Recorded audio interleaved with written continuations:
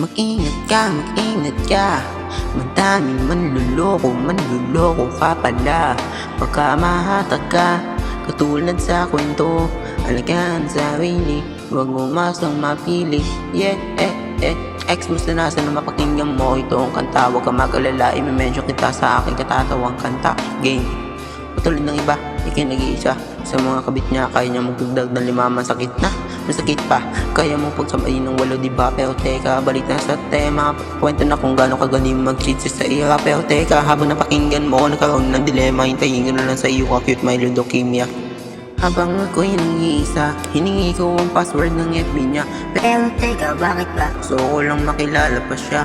Pero teka, nung hiningi ko na ako ay nagtaka. Ang tagal nang ibigay, nagsuspecha na.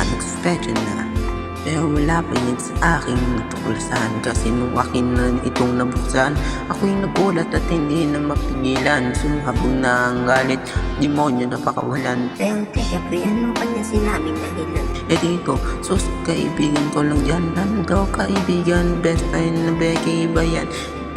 Di bakit mas makakayos ang magjawa kung kayo'y magkaibigan, ba?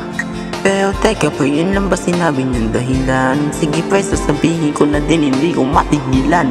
So kinabukasan, nabasa niya na ako'y nakipaghiwalay. Alam niyo ba, sinabi niya, mga nonsense sinabi. Sabi ko, mag-explain ka ng cheat na ginawa mo. Alam mo ba sinabi, ito lang buhay niya, grabe.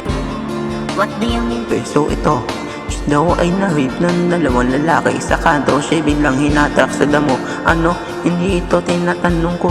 Hindi lang ito, hirap na nga ako sa pamilya ko, comparison sa ate ko. Oh no, hindi, Eddie, ano, may sakit ako, agad may leukemia. Ito, anong paki ko?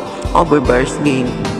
Red flag, ibalibag, kay ibalibag. Ako nang pahalas dito, imperialismo. Hintayin ko na lang ang acute myeloid leukemia mo. Ikaw ang dahilan kung bakit may leukemia ako. Kaya siguraduhin ko sa impyerno ang bagsak mo.